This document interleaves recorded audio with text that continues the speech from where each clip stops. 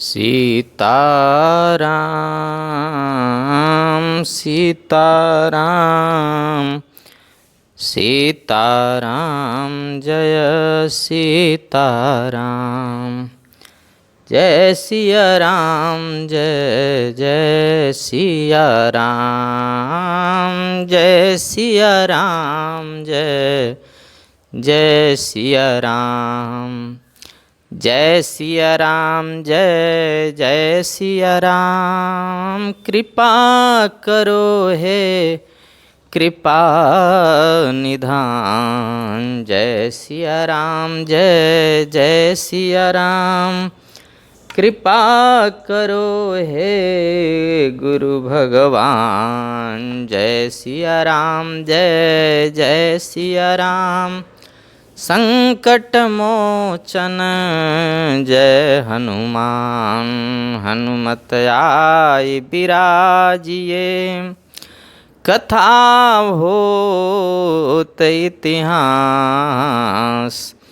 तुम सेवक रघुबीर के। हम तव चरणन दास। प्रेम से बोलिए आनंद कंद भगवान की जय। श्री सीताराम जी भगवान की जय। सद्गुरुदेव भगवान की जय।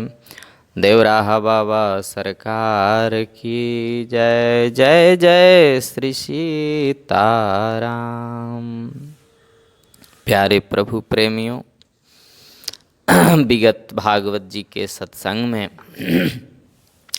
हम लोग चर्चा कर रहे थे। ध्रुव जी के वंश की व्याख्या चल रही है। ऋषभदेव जी महाराज वन में चले गए और एक पत्थर को मुख में रख लिया, जिससे उनकी साधना में विक्षेप नहीं हुआ। और उनके बड़े पुत्र हैं भरत जी महाराज, जो इस भारत के सम्राट हुए। और ये बड़े कर्म जोगी हैं, बड़े ज्ञान जोगी हैं और बड़े भक्ति जोगी हैं। इन्होंने प्रश्न किया था कि आप कहते हैं कि संतों के संग में रहो, तो संत कौन? तो ऋषभदेव जी ने बड़े निसंकोच भाव से संत की परिभाषा बताई थी कि महांतस्ते समचित्ता प्रशांता। विमन्यवः सुहृदः साधु यो ये। बेटा, महात्मा वो है, संत वो है जिसका चित्त सम है। जिन खोजा तिन पाया। गहरे पानी पैठ। अपने आप को हम खोजने का प्रयास नहीं करते, अंदर जाने की हम चेष्टा नहीं करते। वो संभव तब होगा जब मन की वृत्तियां अंतर्मुखी बने, और वो संभव होगा सत्संग के द्वारा। महात्मा भरत ने देखा कि आधी उम्र से ज़्यादा मेरी निकल चुकी। अपने पुत्र सुमति को राज्याभिषिक्त करके भरत जी वन में चले आए। सर्वस्व त्याग दिया। लेकिन सावधान, हम कितने बड़े त्यागी हो जाएं, कितने बड़े महात्मा हो जाएं, लेकिन सावधानी हटी और दुर्घटना घटी। अब भरत ने अपना सर्वस्व त्यागा। गंडकी नदी के तट पर छोटी सी पर्णकुटी है, वहाँ बैठ जाते, गंडकी स्नान करते, निर्मल जल पान करते। परो रजः सवितुर्जात वेदो। देवस्य भर्गो मनसेदं जजान। गायत्री मंत्र का अनुष्ठान करते, ब्रह्म गायत्री, फिर वासुदेव गायत्री का अनुष्ठान करते, फिर द्वादशाक्षर मंत्र का 200 माला जप करते। बहुत बड़ा त्यागमय जीवन। लेकिन घटना घट गई। एक दिन स्नान कर रहे थे, कोई गर्भवती हिरणी जलपान करने को आई। बड़ी भीरू होती है हिरणी। पीछे से किसी शेर के दहाड़ को सुना, डर के मारे नदी में कूद गई। जल्दी जल्दी नदी पार कर रही है। उसके गर्भस्थ शिशु ने बीच नदी में जन्म ले लिया। सुखदेव जी कहते हैं राजन, एक तो प्रसव की पीड़ा, दूसरे शेर का भय, दूसरी पार पे जाते ही वो तो मर गई। कंठ भर जल में खड़े होकर महात्मा भरत सूर्यार्घ्य दे रहे थे, संध्योपासना कर रहे थे। अब उन्होंने उस बहते हुए हिरण के बच्चे को देखा। करुणा जग आई संत के मन में। उसको गोदी में उठाकर लाए अपने कुटिया पर। सोचने लगे इतना बर्फीला पानी, ठंडा पानी, अग्नि जला करके उस हिरण के बच्चे की ठंडी बुझाई, अपना कंबल ओढ़ाया। अच्छा किया। परहित बस जिनके मन माही, तिन कह जग दुर्लभ कछु नाही। लेकिन भरत जी ने बहते हुए हिरण के बच्चे को बचाया। बहुत बड़ा उपकार किया। ये उपकार सच्चा कब माना जाता, जब 10-5 दिन उसको अपने पास में रखते, फिर हिरणों के झुंड में छोड़ आते। बेटा अब तुम अपनी बिरादरी में रहो और मुझे भजन करने दो। ये तो सही था, लेकिन उसको नहलाते हैं, धुलाते हैं, खिलाते हैं, पिलाते हैं।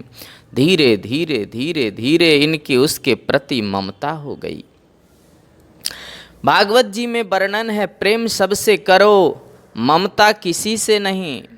प्रेम तो मुक्ति का मार्ग प्रशस्त करता है, ममता तो बंधन युक्त है, बंधन में डालती है ममता।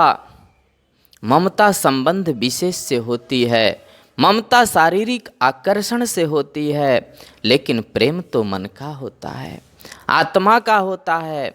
सब में मेरे नारायण विद्यमान हैं, इस भाव से प्रेम सब में करना है। अब उस हिरण के बच्चे के प्रति इनका इतना आकर्षण, इतनी ममता हो गई कि वो तो माला घटती घटती 20 रह गई। कबीर जी कहते हैं, आए थे हरि भजन को, ओटन लगे कपास। घर छोड़ा, द्वार छोड़ा, भजन करने आए, इधर और बुरे फंस गए। और सुनो, हाथ में माला चल रही है, मुंह पे मंत्र चल रहा है, और दिल में हिरण का बेटा बैठा हुआ है। और कभी कभी माला जपते और वो हिरण अपने पैर से पीठ खुजलाता, तो माला छोड़कर उसको गोद में लेते। कहते हमको पिताश्री मानता है, मैं ही तो हूँ इसका सब कुछ, इसका कौन है इस दुनिया में। जन्म जन्म मुनि जतन कराही, अंतराम कहियावत नाही। मृत्यु का समय आ गया, न राम का चिंतन, न पर ब्रह्म का चिंतन, न आत्मचिंतन। बेटा हिरण करते करते मर गए। और शास्त्र कहते हैं, अंतिम समय तन्मयता से जिसका चिंतन ज़्यादा करोगे, उस शरीर में तुमको जाना पड़ सकता है। जरूरी नहीं है, लेकिन हो सकता है ऐसा। और ये हिरण बन गए। लेकिन भगवान कहते हैं, थोड़ा सा किया गया धर्म भी त्रायते महतो भयात्, स्वल्पम अपि धर्मस्य त्रायते महतो भयात्। भगवान कृष्ण अर्जुन से कहते हैं कि जीव को कभी कभी बड़े बड़े भयों से त्राण करता है, बचाता है, रक्षा करता है थोड़ा सा किया गया धर्म भी। पूर्व जन्म में किए गए भजन का ही ये प्रताप है कि हिरण बनने के बाद भी महात्मा भरत की विस्मृति नहीं हुई। और बोले देखो, हिरण के बच्चे के प्रति ऐसा मेरा ममत्व हुआ, मुझे हिरण बनना पड़ा। अब ये तो महाराज सूखी घास खाते शरीर मिला है, भोगना तो पड़ेगा। हिरणों के झुंड से दूर रहते। एक बार जंगल में आग लग गई, सब हिरण निकल के चले गए, ये नहीं गए और अपने देह का परित्याग कर दिया। प्रभु ने बहुत बड़ी कृपा की, हमको मानव जन्म पुनः दिया। उसमें भी अंगिरस गोत्रीय ब्राह्मण के घर जन्मे महात्मा भरत। पंडित जी की 2 पत्नियां थी, एक के और कई बेटी बेटा, एक के एक बेटा एक बेटी। तो बेटा जो है वो महात्मा भरत हैं। और संत कहते हैं कि होनहार बिरमान के लखत चीकने पात। होनहार वृक्ष के पत्ते बचपन से चिकने दिखाई देते हैं।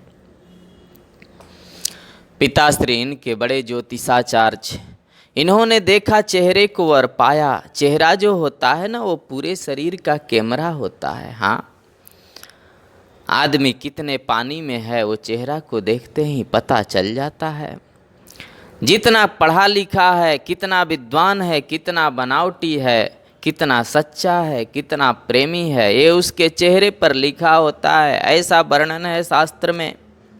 पिताश्री ने देखे इस बालक के चेहरे की आभा इसकी मस्तिष्क की रेखा बताती है कि ये बहुत बड़ा विद्वान होगा। भरत जी ने सोचा अपने बहुत बड़ी कृपा कर दी प्रभु, मानव जन्म दे दिया है, एक क्षण भी अपने जीवन का बर्बाद नहीं जाने दूंगा। अब तो कनेक्शन उधर ही जोड़ के रखना है, संकल्प ले लिया। पिताश्री ने उनके कान में गायत्री मंत्र दिया। गायत्री मंत्र माइक पे बोलना मना है। हाँ, गायत्री मंत्र माइक पर नहीं बोलना चाहिए, वेद का सर्वोच्च मंत्र है वो। कान में मंत्र दिया और कहा, पुत्र तू 2 घंटे में ये मंत्र मुझे याद करके सुना दे। भरत जी बोले, आज यदि मैं ये मंत्र सुना दिया तो कल कहेंगी अब सत्यनारायण की कथा याद कर लो, फिर कहेंगे अब ग्रह शांति याद कर लो, फिर कहेंगे जजमान के बेटा हुआ है नामकरण करा आओ, फिर कहेंगे उनकी शादी है तो शादी पढ़ा आओ, फिर कहेंगे अब श्राद्ध है तो वो भी पढ़ा दो। ब्राह्मण का कार्य है। मुझे लगता है कि जिससे मैं बचना चाहता हूँ कहीं फिर न फंस जाऊँ। 4 महीना में एक मंत्र भी पिताश्री को रट के नहीं सुनाए, जानते सब कुछ हैं, सब मालूम है। पिताजी बोले, मेरी ज्योतिष विद्या कभी निष्फल तो नहीं हुई, लेकिन यहाँ तो फेल हो रही है। मेरा विचार कहता है कि ये बहुत बड़ा विद्वान होगा, इसका आचरण कहता है कि बिल्कुल जड़ है, इसलिए नाम ही जड़ भरत रख दिया। बोलिए जड़ भरत महाराज की जय। ऐसा निर्मल जीवन, दुनिया पागल कहे परवाह नहीं, दुनिया कुछ बोले मालूम नहीं, सारी दुनिया रूठे एक तू न रूठा चाहिए। भाई लोगों ने कहा, पिताजी तो पधार गए, माटी का मथुना हमारे लिए छोड़ गए, काम नहीं धंधा नहीं, पड़े पड़े न जाने क्या करता रहता है। खेत पे जाके रखवाली करो, खेत पे जाके भी समाधि लग गई, खेत के मेड़ पे बैठ के चिड़िया सारे खेत को खा रही है। भाइयों ने कहा, हमने तुम्हें इसलिए भेजा कि जाके खेत के मेड़ पर आंख बंद करके बैठ जाना, भाग जाओ यहाँ से। घर से निष्कासित कर दिया, चले गए। कहाँ जाना है मालूम नहीं, कहाँ रुकना है मालूम नहीं। मैं नित्य हूँ, मुक्त हूँ, सिद्ध हूँ, चिन्मय हूँ, शाश्वत हूँ, अविनाशी हूँ। ये चिंतन करते करते जिसका मन आत्मा पर केंद्रित हो जाए उसके देहाभ्यास की निवृत्ति हो जाती है। और देहाभ्यास के निवृत्ति हो जाने के बाद में उसी को अवधूत वृत्ति बोलते हैं। ध्यान से सुने। गुलाब की माला पहनाओ तो कोई असर नहीं, 2 मुट्ठी बालू फेंक दो तो कोई असर नहीं, वेद के मंत्र से स्तुति गा दो तो कोई फर्क नहीं, और 2-4 अशुभ वाक्य बोल दो तो कोई फर्क नहीं। ऐसी वृत्ति बन जाती है। एक 4 अंगुल के कौपीन के अलावा शरीर पर कोई वस्त्र नहीं, बड़ा हृष्ट पुष्ट बलिष्ठ गठीला बदन है। चाह गई चिंता नसी मनुआ बेपरवा, जिसको कछु न चाहिए सो ही साहनसा। वर्णन आता है, भीलों ने पकड़ ली गया इनको, माता जी की बलि देंगे। माँ बोली, मैं बोलती हूँ क्या किसी को बलि दो। अरे तुम लोग अपने स्वाद के लिए जीव हत्या करते हो मेरा नाम लेके। और ये महापुरुष, इसको जरा भी कुछ हो गया तो बहुत बड़ा अपराध हो जाएगा। भद्रकाली प्रकट हो गई, या देवी सर्वभूतेषु मातृरूपेण संस्थिता, नमस्तस्यै नमस्तस्यै नमस्तस्यै नमो नमः। माता जी ने भीलों को दंडित किया, सबको तलवार से खंडित किया, और महात्मा जड़ भरत जी छूट गए। माँ की स्तुति गाई और स्तवन करने के बाद जड़ भरत जी चले गए। कहाँ जाना है मालूम नहीं, चल रहे हैं वहीं रास्ता है, रुक गए वहीं आश्रम है। चरणों में पादुका नहीं, शरीर पर कोई वस्त्र नहीं, जनेऊ मोटा धारण किया हुआ विप्र रूप है।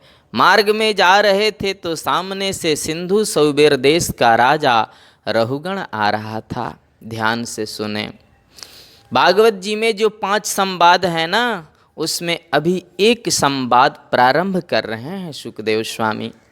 सामने से रहुगण नाम का सिंधु सौबेर देश का राजा रहुगण आ रहा है, पालकी ढोक के चल रहे हैं, 4-5 लोग, राजा पालकी में बैठा है, 2-4 आगे 2-4 पीछे, राजा जी बीच में बैठे हैं। एक व्यक्ति अस्वस्थ हो गया, बोले क्षमा करे भगवान, मैं पालकी चलाने में असमर्थ हूँ, मुझे कुछ तकलीफ है। तो राजा ने बड़े गुमान में भर के कह दिया, तुम नहीं चला सकते तो क्या हुआ, सारी प्रजा तो हमारे लिए सेवक के समान ही है, अब जो भी तुम्हें मिल जाए उसी को पालकी में जोत लो।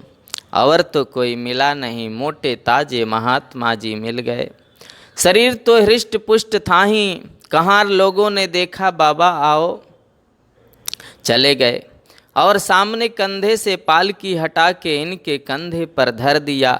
परवाह नहीं, कोई चिंता नहीं, इतना बड़ा मनीषी, इतना बड़ा तत्वज्ञ, इतना बड़ा आत्मज्ञानी एक साधारण से राजा के पालकी को लेके चल रहा है, जरा भी टेंशन नहीं। लेकिन उनका नियम था, जब रास्ते में चलते तो 4-5 हाथ जमीन देखते चलते, मेरे पैर के नीचे कोई चींटी न आ जाए। और अकस्मात इनके कोई जीव जंतु चींटी आ गई सो बाबा 4-5 हाथ ऊपर उछल गए, हे भगवान मर तो नहीं गई। अच्छा एक बात बताइए, पालकी ढोने वाला यदि उछलेगा तो बैठने वाले की हालत क्या होगी। राजा का सिर ऊपर की बल्ली में लगा, डांट करके बोला, तुम लोग ढंग से पालकी नहीं चलाते हो, कोमल शरीर में मेरे सिर में चोट लग गई। महाराज क्षमा करें, हम तो ठीक ही चलाते हैं, मोटा बाबा लगाया है, बार बार उछल जाता है। रहुगण ने जड़ भरत जी को देखा, वो क्या समझेगा इस महापुरुष को, जैसे कोई पागल से बात करे ऐसे उनसे बात करने लगा। क्या पहली बार आए हो मेरे राज्य में? अरे हमारी पालकी ढोने के लिए बड़े बड़े लोग तरसते हैं, तुम्हें पालकी ढोने की सेवा मिली तो ढंग से चल भी नहीं सकते, ढंग से चलो। जड़ भरत जी ने तो कोई ध्यान ही नहीं दिया, कोई जवाब ही नहीं दिया। फिर चींटा आ गया पैर के नीचे, फिर उछल गए। रहुगण ने डांट कर कहा, इतना मोटा ताजा शरीर लिए घूमता है, पालकी नहीं चलती, ठीक से चलो। महात्मा जी ने कोई जवाब नहीं दिया। फिर आ गई पैर के नीचे चींटी, फिर बाबा उछल गए। अब तो रहुगण के क्रोध का ठिकाना नहीं रहा। डांट करके कहा, बार बार कहता हूँ पालकी ढंग से चलाओ, लेकिन तुम सुनते नहीं हो, तुम तो जीवित ही मुर्दे के समान प्रतीत होते हो भाई। जैसे मुर्दे के समान कोई कितना भी बोले, उसमें प्राण ही नहीं है तो जवाब देगा कहाँ से। या तो पालकी ठीक से चलाओ, नहीं तो मैं तुम्हें ऐसी चिकित्सा करूँगा जीवन भर याद रखोगे, समझे। तुम जानते नहीं हो मेरी चिकित्सा, क्योंकि जमराज के बाद दंड देने में मेरा ही नंबर है। ये बात सुनी महात्मा जड़ भरत जी खड़े हो गए और इस संत के नेत्रों में करुणा के आंसू आ गए। मन में सोचा, आज तो मुझे बोलना होगा, इस मानव के कल्याण के लिए मुझे बोलना ही पड़ेगा। और इसमें इसका दोष भी नहीं है, लेकिन मेरा कर्तव्य बनता है कि मैं इससे कहूँ कि तुम जो कर रहे हो पुण्य सत्य नहीं है। ऐसा गजब का बोले जड़ भरत, ऐसा अद्भुत बोले महाराज। आसन बिछे हों, माइक लगे हों, श्रोता सुन रहे हों, स्नेही श्रोता सुन रहे हों, तो कोई भी बोल सकता है 2-4 घंटे। लेकिन पालकी कंधे पर लगी है और पालकी में बैठने वाला व्यक्ति अपमान पर अपमान किए जा रहा है। ऐसी विषम परिस्थिति में उसको आत्मोपदेश करना जड़ भरत जी के अलावा किसी और की बस की बात तो नहीं है। और वो जानते हैं महात्मा, दूरदृष्टि होती है महात्माओं की। वो जानते हैं ये राजा वही हिरण है जिसके चलते मुझे हिरण बनना पड़ा था, और ये आज मेरे कंधे पर फिर आ गया, तो इसको अब सुधारना पड़ेगा। और जो उपदेश किया है महात्मा श्री ने, राजन आपकी बात मेरी समझ में नहीं आई। आपने कहा कि मुझसे पालकी नहीं चलती। पालकी चलाना तो मेरा धर्म है ही नहीं। जो चलता है उसको श्रम होता है, मैं कभी चलता ही नहीं। जो चलता होगा उसको श्रम होता होगा, जो चलता ही नहीं उसको श्रम क्यों। दूसरी बात, आपने मुझे कहा कि बड़ा मोटा ताजा शरीर लिए घूमते हो, पालकी नहीं चलती। तो स्थौल्यं कार्श्यं व्याधयः आधयश्च क्षुत्रेड्भयं कलिरिच्छा जरा च निद्रारतिर्मन्युरहं मदः शुचो देहे न जातस्य हि मे न सन्ति। मोटा होना, पतला होना ये शरीर का धर्म है। आधि व्याधयश्च, आधि व्याधि का होना ये शरीर का धर्म है। भूख लगना, प्यास लगना ये प्राण का धर्म है, ध्यान देना। निद्रा, तंद्रा, भय, ग्लानि, क्रोध, हर्ष, विषाद ये सब मन और बुद्धि के धर्म है। मैं शरीर नहीं हूँ, मैं प्राण नहीं हूँ, मैं मन नहीं हूँ, मैं बुद्धि नहीं हूँ, तो आप कैसे कह सकते हैं कि मैं मोटा हूँ कि दुबला हूँ। आपने तीसरी बात डांट करके कहा कि तू जीवित ही मुर्दे के समान है, मेरी पालकी नहीं चलती है। कि जीवन मृतत्वं नियमेन राजन आद्यांतवद्यद्विकृतस्य दृष्टम। जीना और मरना ये शरीर का धर्म है, मेरा नहीं। शरीर के देखो 5 धर्म होते हैं, जायते, अस्ति, वर्धते, विपन्नमते, अपक्षीयते, या तो विनश्यति। शरीर जन्म लेता है, बड़ा होता है, मोटा होता है, जवान होता है, बूढ़ा होता है, मर जाता है। इसमें कोई भी धर्म मेरा नहीं है। फिर आप कैसे कह सकते हैं कि मैं जीवित ही मुर्दा हूँ, जीवित हूँ कि मुर्दा हूँ। और आपने एक और बात कही कि मैं तुम्हारी चिकित्सा करूँगा। दंड पाणिरिव, दंड देने में जमराज के बाद मैं ही हूँ। महाराज आप क्या चिकित्सा करोगे, क्योंकि जिसकी तुम चिकित्सा करोगे वो मैं नहीं हूँ, और जो मैं हूँ उसकी चिकित्सा कभी हो नहीं सकती। भाई मैं जो हूँ वो चिकित्सा की चीज़ नहीं हूँ। आप गेहूँ को पीसते पीसते मैदा बना सकते हो, पर मैदा को पीस कर आप कुछ नहीं बना सकते। क्या चिकित्सा करोगे मेरी। रहुगण ने कहा, बाप रे, एक पालकी को ढोने वाला आदमी इतना विद्वान नहीं हो सकता। आखिर वो भी कपिल भगवान का सत्संग किया था, और ये वही हिरण है जिसके प्रति जड़ भरत जी आकृष्ट हुए थे। ये वही हिरण तो रहुगण बन के आया। इसने सोचा कोई पालकी ढोने वाला कहाँ, इतना बड़ा विद्वान नहीं हो सकता। तुरंत पालकी से नीचे कूद पड़ा, महात्मा जड़ भरत के चरणों में गिर पड़ा कि कस्त्वं निगूढ़श्चरसे द्विजानां बिभर्षि सूत्रं कतमो वधूतः कस्यासि कुत्रत्यैहापि कस्मात् क्षेमायनश्चेदसिनोत शुक्लः। आप कौन हैं महाराज।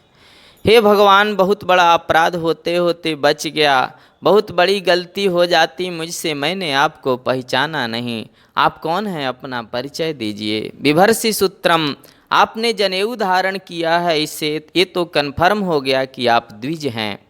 लेकिन आप व्यास हैं कि पराशर हैं कि सुखदेव हैं, कौन है आप। वशिष्ठ हैं, कहीं ऐसा तो नहीं है कि क्षेमायनश्चेदशिनोत शुक्लः। शुक्ल कहते हैं कपिल देव जी को। मेरे कल्याण के लिए भगवान कपिल देव जी ने ही तो यहाँ नहीं आ गए। परिचय दीजिए, आप कौन हैं? जड़ भरत जी बोले, तुम्हारी दूसरी गलती है हमसे ये पूछना कि मैं कौन हूँ। जो मैं हूँ सो तुम हो, जो तुम हो मैं हूँ। अरे महाराज, थोड़ी नीचे वाली सीढ़ी से बोलिए, मैं तो उधर पहुँच ही नहीं रहा हूँ। आप क्या बोल रहे हैं? राजन, एक सूरज के नीचे 1000 घड़ों में पानी भर के रख दो, अलग अलग सूरज दिखाई देंगे, प्रतिबिंबित होंगे, लेकिन सूरज तो एक है, 1000 नहीं है। जब सूरज 1000 नहीं है तो परमात्मा 1000 नहीं है। परमात्मा 1000 नहीं है तो मैं और तुम दो कैसे हो सकते? जो तुम हो मैं हूँ, जो मैं हूँ वो तुम हो। ईश्वरः सर्वभूतानां हृदयेषु अर्जुन तिष्ठति, भ्रामयन् सर्वभूतानि जत्रारूढ़ानि मायया। प्राणी मात्र के अंतर हृदय में वो ईश्वर प्रतिष्ठित है, विद्यमान है। आत्मा निर्विकल्प है, निरीह है, निर्विशेष है, अविनाशी है, अपरिवर्तनीय है। मरने जीने का तो प्रश्न ही नहीं उठता। रहुगण ने कहा, एक बात बताइए, आखिर उसने भी सत्संग तो किया ही था। और देखो, जो सत्संग करते हैं ना, उनकी रहन सहन, उनकी बोलचाल, उसमें कुछ भिन्नता आती है। अन्य लोगों की अपेक्षा आपको सब कुछ भिन्न दिखाई देगा। तो रहुगण ने पूछा, महाराज एक बात बताएं, ये शरीर का संबंध किससे है? बोले, शरीर का संबंध इंद्रियों से है। इंद्रियों का संबंध किससे है? बोले, इंद्रियों का संबंध मन से है। मन का संबंध किससे है? बोले, मन का संबंध आत्मा से ही तो है। रहुगण ने तुरंत बात पकड़ ली और बोला, स्थाल्याग्नितापात् पयसो भितापस् तत्तापस्तंडुलगर्भरंधि। महाराज जी एक बात बताइए, हमने चूल्हे में अग्नि जलाई, अग्नि के ऊपर बर्तन रखा, बर्तन में मान लो दूध या पानी कुछ डाल दिया और उसमें चावल डाल दिए। अब अग्नि जब हमने जलाई तो अग्नि का संबंध बर्तन से है, तो बर्तन गर्म हुआ। बर्तन का संबंध उसमें पड़े हुए दूध से है, तो मान लो दूध गर्म हुआ। और दूध का संबंध उस चावल से है, तो चावल का पहले बाहरी भाग गर्म हुआ, फिर तंडुल गर्भरंधि, फिर तंडुल चावल अंदर से गर्म हुआ और भात बन करके तैयार हो गया, या तो खीर बन गया। अरे महाराज, शरीर का संबंध जब इंद्रियों से है तो शरीर का कष्ट इंद्रियों को मिलेगा। इंद्रियों का संबंध मन से है तो मन को तकलीफ होगी, और मन का संबंध अन्योन्याश्रित होने से आत्मा से है, तो शरीर पर आने वाली तकलीफ आत्मा पर क्यों नहीं होगी? जड़ भरत जी हंस गए। राजन, बातें तो तुम ज्ञानियों जैसी करते हो, पर मुझे लगता है अको विदह को विदबादबादान बदस्यथो नाति विदाम वरिष्ठः न शूरयो हे व्यवहारमेनं तत्वावमर्षे न सह मनन्ति। तुम अज्ञानियों जैसी बात कर रहे हो। विकार युक्त अग्नि, विकार युक्त बर्तन, विकार युक्त दूध, विकार युक्त चावल की तुलना तुम निर्विकारी आत्मा से कैसे कर सकते हो? ये सारी चीज़ें तो विकार युक्त है, उनकी तुलना तुम निर्विकारी आत्मा से नहीं कर सकते। ये विकार, ये परिवर्तन सब शरीर तक सीमित है, आत्मा से तो इनका मतलब नहीं है।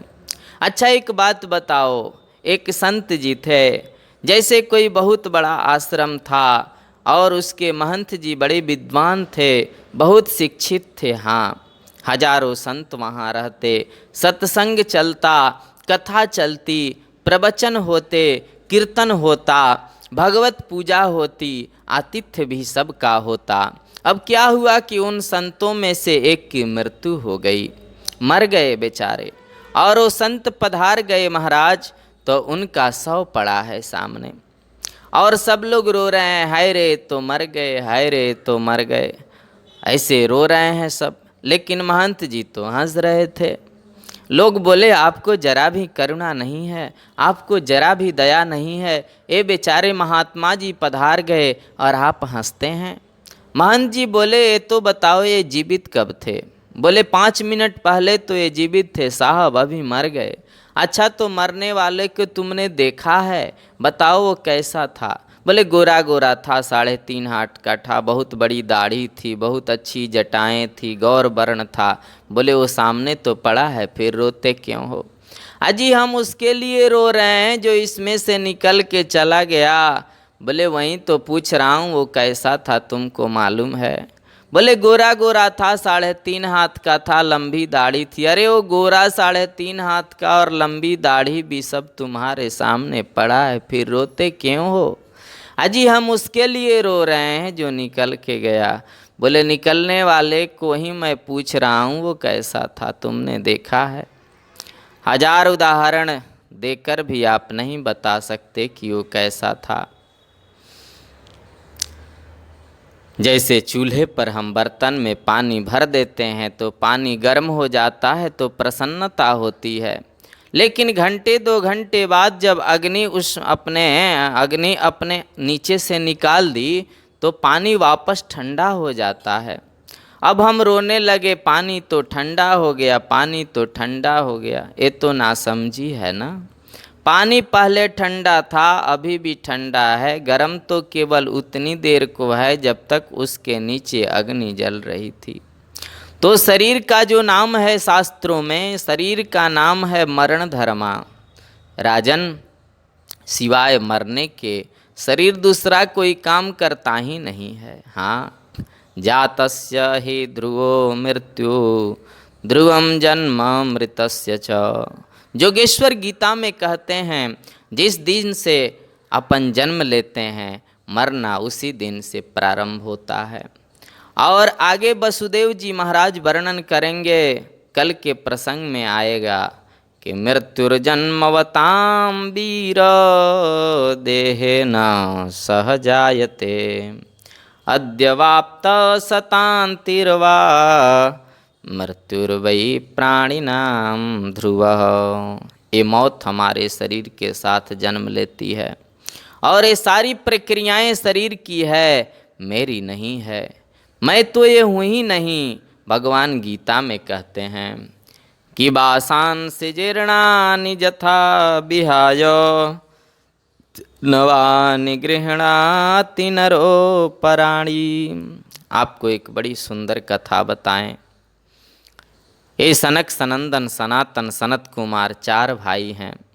ब्रह्मा जी के मानस पुत्र हैं और ये चारों ही बड़े देखने में लगते हैं, लेकिन लगते हैं केवल 5 वर्ष के, और हैं उम्र 50,000 वर्ष से ज़्यादा है। भागवत जी में लिखा है पूर्वे सामपि पूर्वजा।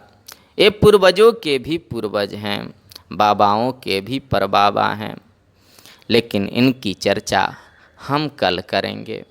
प्रेम से बोलिए आनंद कंद भगवान की जय, सद्गुरुदेव भगवान की जय। जय जय श्री सीताराम। नमः पार्वती पतये हर हर महादेव शंभो।